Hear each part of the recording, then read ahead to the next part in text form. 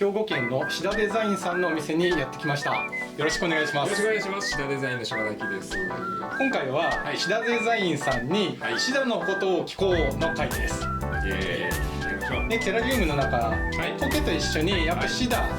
相性もいいし、よく使うじゃないですか。でもシダといっても種類がすごいいっぱいあるし、なかなか詳しくシダ植物のことを分かってない人も多いんじゃないかなと思うので、今日はねシダ植物についてとシダ植物をテラリウムで育てる方法、この2つを教えてもらいたいと思います。わかりました。なんか苔との違いっていうか、シダってどういうものをシダっていうのか。分類的に言えば苔と一緒の胞子植物に入るので、生活環境とかっていうのはわりかし似てるんですけど、決定的な違いって言えばそれこそ根っこがあるかないかっていうことですね。苔との違いっていうのが。苔の場合は花根をいくら切ってもまたね再生したりもするんですけど、シダの場合はやっぱり根っこがいかれちゃうと、どうしても育たなかったりとかしちゃうので、普通の種子植物と同じような感覚で育つっていうのがシダなんですけど、でも種子じゃなくて胞子で増えるよっていうところですね。ざっくり言うと日本には800種類ぐらいで、世界で見ると1万2000から1万3000ぐらいって呼ばれてますね。シダって結構分類上はすごい広いんですよね。カテゴリーっていうか、シダ植物って言っても、身近なところでシダと思わないもので言えば、ツクシだったりとか、あれもシダ植物ですし、ウチワゴケとかね、苔って名前がついてるけどシダだったりとか。温度の違いはあると思うんです。日本ってありがたいことに四季があって春夏秋冬で、冬はものすごく寒いし夏はめっちゃ暑いし、そこの環境に適応できてるものがやっぱ日本に今いる。わりかし寒さに強いものも多いんですけど、やっぱ熱帯系ってある程度一定の温度だったりもするので、そこの温度管理、海外のそのシダとかは温度管理っていうのは結構重要になってくるかなと思います。寒すぎると熱帯地域のものなんで、低温に弱いものが多かったりとかっていうイメージ。ただ暑すぎるのもダメですけどね。熱帯とはいえ。本読んでたら熱帯とはいえ結構標高が高いところにシダ植物生えてるエリアがあるんですね。そうなんですよ。風通しが良かったりもするし、爽やかではないにしろそれなりに風が通ってるので、じめっとしたようなところでもまだこの風通しがある。じめっとしながら風通しがあるっていう。ちょっとややこしいですけどね。日本産のシダの方の話で、そのシダ植物が好む環境、基本情報って教えてもらえますか？そもそも植物の学名って長ったらしいこの単語が並んでるんですけど、それの一番最初の単語っていうのがわりかし名字だと思ってもらいやすい部分なんです。俗名に当たるところですね。そうですね。なのでそこでざっくり分類してもらうと、ある程度育て方がイメージできるんですけど、シダで分けるんじゃなくて、その属のカテゴリーでまず分けようよみたいなことですね。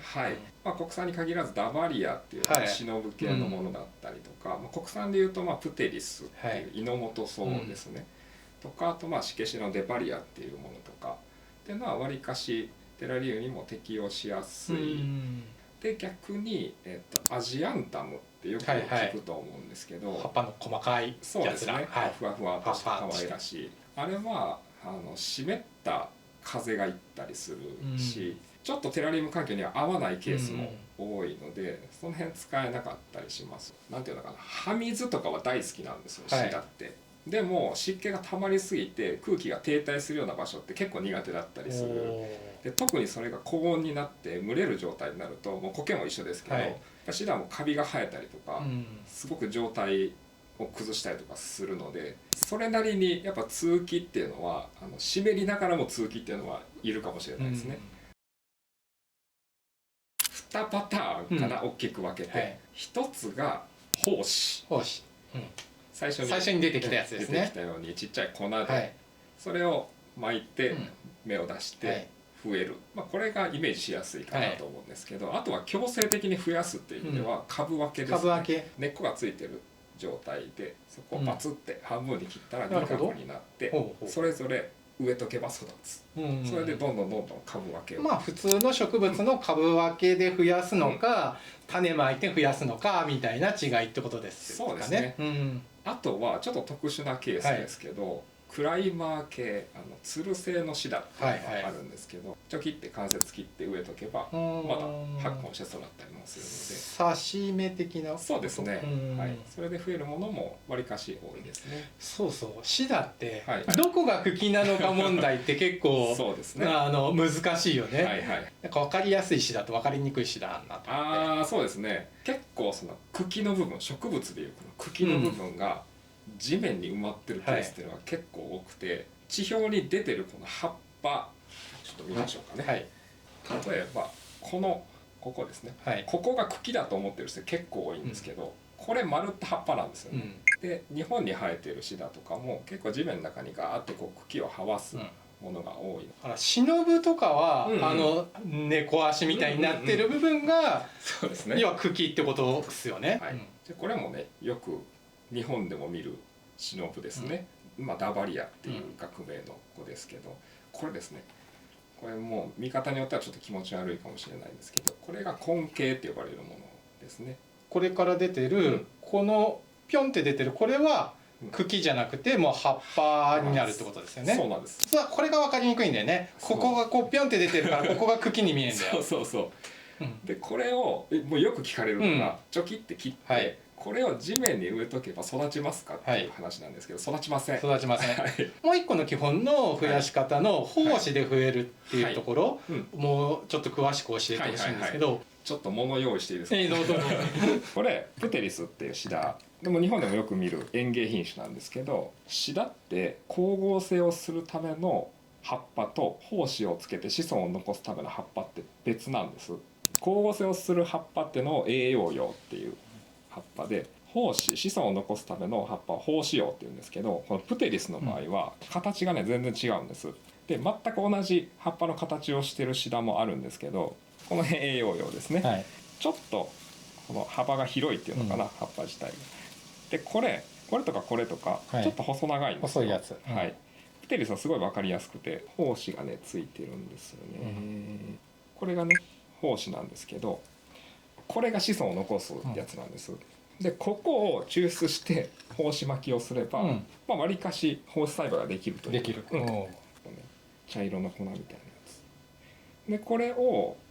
土に巻いておけば苔みたいなやつ。これが全葉体。全葉体で、この全葉体ってこれ赤ちゃんです、シダの。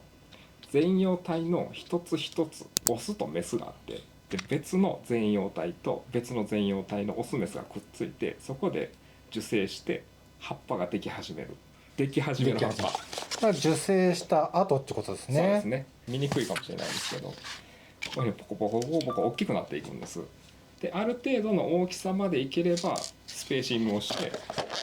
育てるという。苔の場合だと苔の雄株と雌株があって受精して、その結果胞子体が出てきて胞子になってこう巻くじゃないですか。シダの場合は普通に受精とかの胞子ができて、これが巻かれて全葉体になり、全葉体の中にオスとメスがあって精子が出て卵子に受精して、葉っぱというか我々が葉っぱと認識しているようなものが出てくるみたいな順番。そういうことですね。そしたらそれをこうぐるぐるぐるぐる繰り返していく感じですね。その順番がちょっと苔とシダでややこしいんで、なんかね生物の授業とかで頭がぐちゃぐちゃになるやつですよね。シダをテラリウムで育てるコツ、苔をやってきて次のステップとして他の植物入れたいぞっていう時に一番おすすめしやすいのがシダ植物かなとは思ってるんですよ。なおかつそのシダ初心者の人にこのシダ入れとけよみたいなのを教えてもらえます？皆さんなんとなくどのシダでもいけるんじゃないかと思ったりもしてるんですと思うんですけど、やっぱり成長の仕方がそれぞれ違うので、レイアウトによっては使いづらいものとかあったりするんです。なのでそこをまず考えた方がよくて、背が低い容器で作る場合上に伸びちゃうシダって使いづらい、そうですね、すぐ天井についちゃう。でも広がるように育ったりとかするシダは全然使えたりもするから、それ容器の大きさとか形状によってそこをまずは考えた方がよくて、長期維持がしやすいので、はい、まずそこですね、大前提として。植えた時はそらねちっちゃいんで別にいいんですけど、育った時にもう全然違う育ち方をしたりとかってするケースも結構あるので、まずはそこをなんとなく知っといた方がいいのかなっていうところと、使いやすい次第いきますね。はい、はい、とか強いのでいきましょう。多分これも最強なんじゃないかっていうのが、常盤忍。常盤忍。ダバリア系ですね。はい、うちでも扱ってます。はい、はい、これはもうさっきちらっと見せたような根茎っていうものが出て、で横に広がるように伸びてってそこから葉っぱをペコペコ出すタイプなんですけど、何が強いって、根茎の中にある程度水を溜めてくれてるんです。本当の根っこが水切れしてもそこから補給したりするので、多少の水切れに耐えれるんですよ。常盤忍なんかこれ台湾が原産だと思うんですけど、これ日本の環境にバチバチ適応するんですよ。はい、で寒さ暑さめちゃくちゃ強いんですよ。でもう真冬でも公園のこの幹のところにこう生えてたりとか、はいはい、外にほったらかしても勝手に育ったりとかするので、多分これ最強クラスに強いんじゃないかなと思う。あともう一個おすすめしていいですか。これ国産のねよく使われるよく見かけるシダなんですけど、はい、シケシダっていうシダ、はいはい、シケシダもねすごいいろんな厳密に言うとめちゃくちゃ一種類あるんですけど、大まかに言うとこれシケシダっていうんですけど、漢字で書くと湿気のシダって書くので、はいはい、湿気が好きなんですけど、はい、世代交代新芽を出して大人になるスピードが異常に速いタイプなので、適応能力高いんですよ。なのでどんどん成長していくので、成長を早めに見たい人はこれおすすめなんです。岸田はでもまあまあ大きくなりますよね。大きくなるんですよ。まあまあ大きくなるっていうのがやっぱ一つネックなところ、はい、で水の吸収率もかなりいいので、ガンガン吸い取るんです水を、テラリウムの中でも。だからテラリウムの水やりが結構普段これ使ってない時よりもちょっと多めになるっていうデメリットはあるんですけど、はい、それでもやっぱこれもかなり育てやすい。そもそもテラリウムでは育てられねえよみたいな種類もあったりするんですか。ありますね。シダもお日さんが好きなシダとか、はい、あとはさっきちらっと言ったようにアジアンタムなんかは風通しが必要だったりとかもするし、まあ中にはね育てられるものもあるんですけど、はい、日向に生えるような砂ゴケとかそういうのは使えないとか、もうほぼ同じ感覚です。シダも皆さんのクラマゴケってよく使うと思うんですけど、はい、成長がとんでもなく早くテラリウム環境にバチバチ合うんですけど、すごいクラマゴケだらけになりますよね。そうなんです。ちょっと油断してると本当にやばいぐらい育つし、はい、この根っこをねどんどん出していく、なんていうかすごい荒れるんでね、初めての方は結構これ使ってる人見かけるんですけど、はい、長期で維持しようと思うとなかなかこれコントロールしにくくなってくる。多分ね1年ぐらい育ててると色が抜けてくるんですね、はい、ちょっと汚く見えちゃったりもするし、これ使いどころ要注意です。育てやすいけど根っこについてる土とか余分なものっていうのを落としてあげるっていうのはこれ基本、まあ綺麗に汚れを落としながら古いちょっと取れそうなところはこう取ってもらい、でそれなりに根っこは残しておいてもらって、でそれを切るんじゃなくて折りたたんで植えてあげる。植えてあげれば苔の場合って肥料をあげるっていう感覚がないんですが、シダ植物の場合っていうのは、こうテラリウムの中の肥料管理っていうのはどんな感じで考えれば。基本的には苔とほぼ同じなんですけど、種類によっては育つ時に栄養を欲しがる子もいるので、もともと僕液肥を薄めてあげてたりとしてたんです、特にこのプテリス系、プテリスとかあとシケシダもそうですね、やっぱ栄養欲しがっちゃうので最初はガンガン育つんですけど、そこから成長が止まってきたりとか、その時は薄めた液肥を葉っぱにかけてあげる。両面から吸わせる感じで。はい、あれですけど、ピクターさんのテラベイトはやっぱり有能だなと思います。使ってます。使ってます。新芽が動き出したりとかもするし、熱帯系の植物の使えたりするし、ほぼノーリスクで使えるのでいい感じじゃないかなと思いますね。テラベイトを初めに挿しとくか、そうですね、液肥をたまに葉っぱにかけてあげるかみたいな。そうですね。もうむしろそれがほぼ必須で、さっき茎だの葉っぱだのって話したんですけど、剪定する時にどうしてもこう先端がこうやって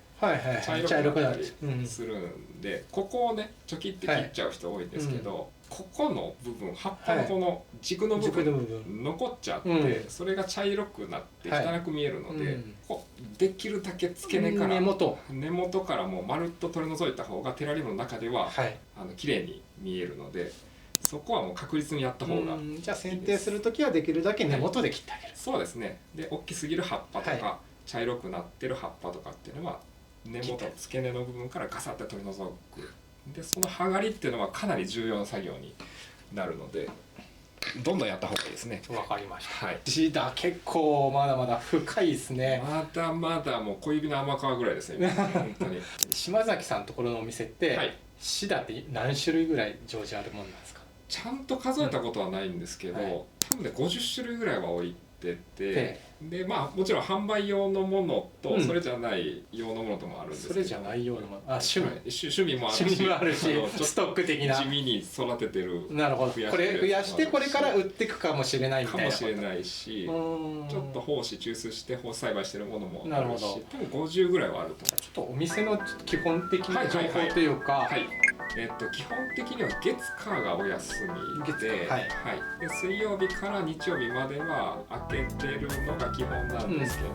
ちょっと一人である程度回してるものとか、外部でのイベントもあって、そういう時はお店をクローズしてたりするので、ホームページとかインスタでカレンダー見てもらう。なるほど。じゃあインスタグラムのリンク貼っとくので、こう見てもらって、空いてそうな日に行ってもらうと。広野駅。広野駅降りてもらえれば30秒ぐらい。30秒。駅からはめっちゃ近いです。大阪から広野駅までうまくいけば多分45分と、西日本、九州方面だったら、売り場がすごいいくつもあるので。そうですよね。なんか卸していらっしゃるというか、販売してるお店があるんですよね。そうなんです。教わりたいと思ったらここのお店でに来れば。そうですね。お店開けてる時はワークショップを受け付けてるので、マックス4名までは、このお店の中でが付きっきりで教えてくれる。シダのこととか、育て方も詳しく教えてくれる。そうですね。でさらにシダのこと詳しく知りたい人とか、ちょっとうちのお店によく来る方っていうのはメンバーシップっていうのを作ってるので。シダラボっていうメンバーシップを作ってるので、なるほど。そこに入ってもらえればさらに詳しい情報を得ることができる。お買い物も10%オフ。なるほど。まずはシダデザインさんのホームページ、インスタグラムを覗いてみてください。ではどうもありがとうございました。ありがとうございました。